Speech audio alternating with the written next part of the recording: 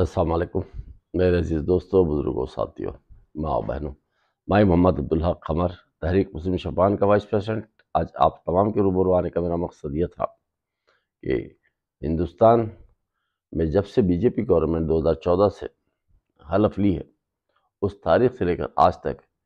سوائے تباہی اور بربادی کے کچھ بھی نہیں رہا۔ ہر روز تباہی اور بربادی کے دہانے پر ہے بی جے پی، اور بی جے پی کو عوام نے ووٹ دے کے اس لیے جتایا تھا کہ وہ گورنمنٹ کے طرف سے امپلائمنٹ یعنی کہ پرووائڈ کرے، گورنمنٹ کی طرف سے نئے نئے کمپنیوں اس کو لائے، نئے نئے امپلائمنٹ پیدا کرے، ڈیولپمنٹ لائے، اور کل کے دن دوسرے ممالک جس طریقے سے آج ترقی پذیر ہے اسی طریقے سے ہمارا ملک بھی ترقی پذیر ہو۔ لیکن ہم نے کبھی گورنمنٹ کو، بی جے پی کو لانے کا مطلب یہ نہیں تھا کہ آپ ہندو مسلم کریں، مندر مسجد کریں، لوگوں میں ایک دوسرے سے لڑائیں، ماب لنچنگ کریں، آپس میں اختلافات پیدا کریں، اور ایک بھائی کو دوسرے بھائی سے لڑائیں اور ایک دوسرے میں نفرت بھریں۔ آج نفرت اور ایک دوسرے کو لڑا کے یہ لوگ پاور میں آنے کی کوشش کر رہے ہیں۔ یہ چیز انتہائی ملک کے لیے خطرناک ثابت ہونے والی ہے آئندہ دنوں میں۔ تو میں آپ تمام ہندو بھائیوں سے، مسلمان بھائیوں سے، سکھ بھائیوں سے اور عیسائی بھائیوں سے، تمام سے میری درخواست ہے کہ آپ ہوش میں رہیں، اور یہ لوگوں کی غلط پروپیگنڈا اور غلط طریقے سے یہ لوگ جو مس گائیڈ کر رہے ہیں بھولی والی عوام کو، اس طریقے سے یہ مندر کے نام کے اوپر یہ لوگ جو آج ایک بات بتا رہا ہوں، میں نے کئی مرتبہ دیکھا ہے، میں کبھی بھی ایک کمیونسٹ پارٹی سے میرا وجود رہا ہے اسٹارٹنگ سے، اور اس کے بعد سے میں نے جو سیاست میں رہا ہوں تو میں کبھی بھی فاسد ذہن میرا نہیں ہے۔ میں ہمیشہ یہی بات سوچتا ہوں کہ ہندو بھی بھائی مسلمان کے برابری ہے، اور سکھ بھی بھائی مسلمان کے برابری ہے۔ تمام مذاہب کے لوگ ایک دوسرے سے بھائی بھائی کے طریقے سے رہنا چاہیے، اور نہ یہاں پر اس کے اندر فرقہ پرستی ہونا چاہیے۔ لیکن یہاں پر آپ دیکھیں گے کہ نریندر مودی صاحب رام مندر بنانے کے نام سے، رام مندر کے نام کئی مندروں میں جا کے پوچھا مارنے کی ایکٹنگ کرتے ہوئے، یا مثال کے طور پر مندر کا اناگریشن کرتے، تمہارا پرائم منسٹر ہونے کی حیثیت سے تمہارا کام کیا ہے پہلے یہ دیکھیے۔ کانسٹیٹیوشن کو آپ اگر پڑھا ہے تو کانسٹیٹیوشن آپ کو کیا اجازت دیتا ہے یہ دیکھیے۔ اگر کانسٹیٹیوشن میں اگر مندر اور مسجد مذہب کے اوپر اگر کانسٹیٹیوشن ہے تو ٹھیک ہے، آپ کا جو کانسٹیٹیوشن ہے آپ کو اپنے مذہب کے لیے آپ کے گھر کے اندر آپ کو مثال کے طور پہ جو کانسٹیٹیوشن اجازت دیتا ہے آپ اس کے اندر آپ اپنے مذہب کے اوپر پورے اتریے، لیکن عوام کے سامنے دھوکہ دینے کے لیے اس طریقے سے نہیں جس طریقے سے آپ دھوکہ دے رہے ہیں۔ اگر آپ کو ایک بات آپ کے سامنے رکھوں کہ جس وقت ہندوستان آزاد ہونے کے بعد گجرات میں جس وقت ایک ڈیم کا اناگریشن تھا، جناب مولانا ابوالکلام آزاد کو بھی بلائے تھے جب وہ ایجوکیشن منسٹر تھے، تو اس وقت میں ہمارے پنڈت جواہر لال نہرو جب اس وقت وہ وہاں پر تھے، تو وہ ڈیم کے ٹائم پہ وہاں پر ایک پوجا کرنے کے لیے ایک آپ کے ناریل کو پھوڑنے کی کوشش کی گئی، تو انہوں نے کہا کہ ابتدا میں ہی ہر مذہب کا آدمی اگر ایک سیاست میں اگر مذہب کو لائے گا تو کل آئندہ آنے والے دنوں میں ہندوستان نہیں رہے گا۔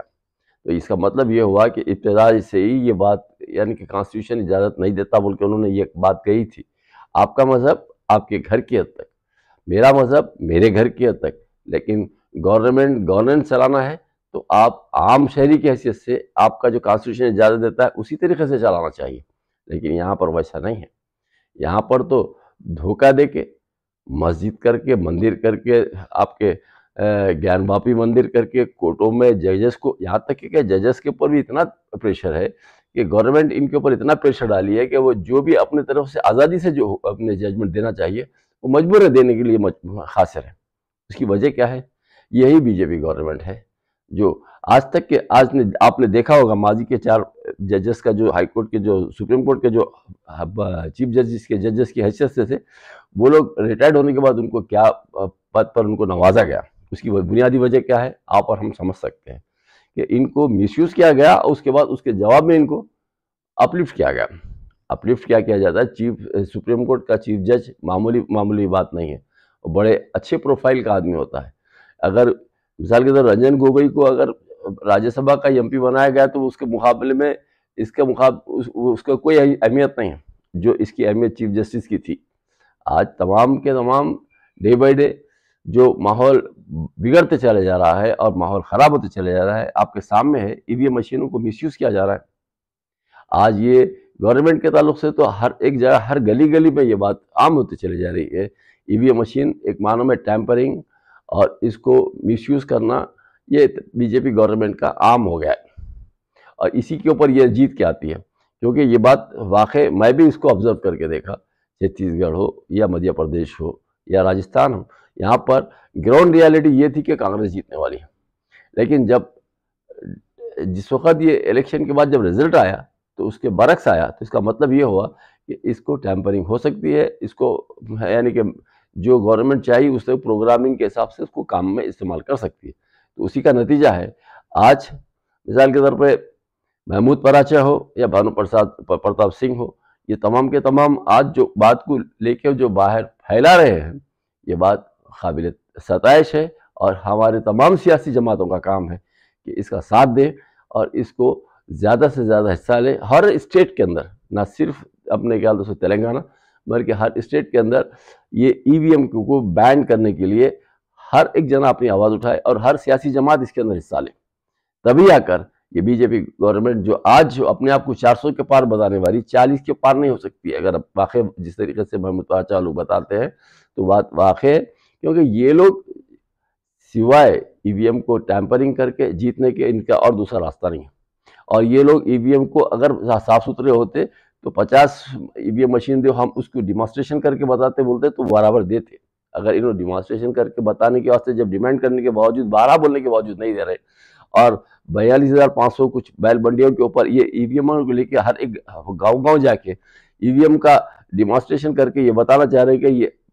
دیکھیے ای وی ایم ہمارا برابر ہے نہیں ہے، اب جس کو ڈالیے دیکھیے اس کو برابر پروگرامنگ کے حساب سے کام کرتا ہے یا نہیں کرتا ہے، اس کے بعد آپ دستخط کریے، آپ کا آدھار کارڈ نمبر لکھیے، اس کا مطلب یہ ہے کہ یہ خوف میں آ گئے ہیں، ہیبت میں آ گئے ہیں، اس لیے یہ لوگ اپنے طریقے سے جھوٹا پروپیگنڈا کر کے یہ کوشش کر رہے ہیں کہ ای وی ایم نہ ہٹے، لیکن آپ اور ہم تمام مل کے ای وی ایم کو ہٹانا ہے اور دیش کو بچانا ہے، اگر دیش نہیں بچنا ہے تو پھر آپ سمجھے ای وی ایم کے اوپر آپ الیکشن میں حصہ لیجئے،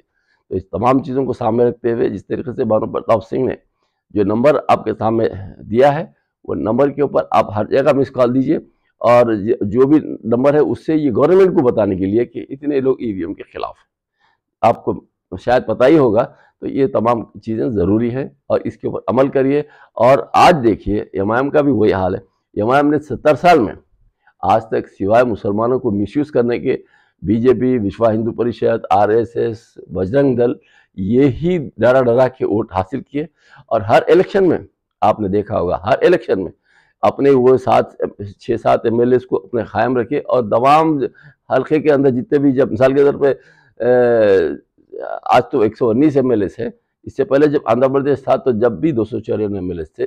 تبھی بھی یہ لوگ تمام سیٹوں کے اوپر مانوالی کرتے تھے، اور تمام طریقے سے جس طریقے سے لوگوں کو اپنے سیٹوں کو محفوظ رکھنا ہے رکھتے تھے، اور اسی طریقے سے کام کرتے آتے تھے، آج بھی وہی کام کرنے والے ہیں، تو یہ تمام چیزوں کو سامنے رکھتے ہوئے میں بتاؤں گا کہ یہ اوقافی جائیدادوں کے دوست نہیں ہیں، دشمن ہیں، قوم کے دوست نہیں ہیں، دشمن ہیں، کیونکہ ہر اوقاف کی جائیداد کا اگر نقصان ہوا ہے تو آپ تاریخ اٹھا کے دیکھیں کہ کتنے جائیداد تھے، آج یہ الائنس تھی بی آر ایس کے تحت، اور بی آر ایس، اور پہلے تو ٹی آر ایس تھی، بعد میں بی آر ایس ہوئی، ان کے الائنس میں ایم آئی ایم تھی، الائنس میں ایم آئی ایم رہنے کے بعد جو 27,000 چلر وقف کے جائیداد تھے، آج 22,000 وقف کے جائیداد ہو گئے، تو 55,000 جائیدادوں کا نقصان ہوا، تو کیا یہ آگ بند کر کے بیٹھے ہوئے تھے ہمارے جو اتحاد المسلمین تھی؟ کیا یہ ان کے ساتھ الائنس نہیں تھا؟ کیا ان کے دور اقتدار میں کیا مساجد نہیں شہید ہوئے؟ انہوں نے کیوں آواز نہیں اٹھائی؟ آج اگر 30 سال سے مثال کے طور پر یہی آواز اٹھاتے ہیں کہ بابری مسجد، بابری مسجد، بابری مسجد، کیا آپ کے ناک کے نیچے کے 2 سیکریٹریٹ کے مساجد ٹوٹے تھے، اس کے بعد آپ نے آواز اٹھایا؟ نہیں اٹھایا۔ آواز اٹھانے والی تحریک مسلم شبان، آواز اٹھانے والی جے اے سی، جوائنٹ ایکشن کمیٹی، جس میں تمام لوگوں نے مل کے حصہ لیا، آج اسی کا نتیجہ ہے کہ دوبارہ وہ مسجدیں بنی، لیکن مسجدیں جو مقام پر بننا تھا وہ مقام پر نہیں بنی، بلکہ ہٹ کے بنی، اور وہ مجبوراً بنی، ورنہ یہ تو خالی پلیر ہال بنا کے چھوڑنے والے تھے سیکریٹریٹ کے اندر۔ یہ تو خیر اللہ کا شکر ہے کہ تمام کی متحدہ طور پر یہ جدوجہد تھی، آج اس کو کامیابی حاصل ہوئی، اور آئندہ بھی اگر آپ کو اور ہم کو ہوش میں رہنا ہے تو یہ سیاسی جھوٹے پروپیگنڈے کرنے والے، مذہب کے جو ڈرامے کرنے والوں سے احتیاط کریں، اور ہوش میں رہ کے ایک سیکولر جماعت کو ووٹ دے اور سیکولر جماعت کو جتائے، تاکہ آئندہ آنے والے دنوں میں بھی آپ کے اور ہمارے لیے راحت اور خوشیوں کا ماحول بن سکے۔ السلام علیکم ورحمۃ اللہ وبرکاتہ۔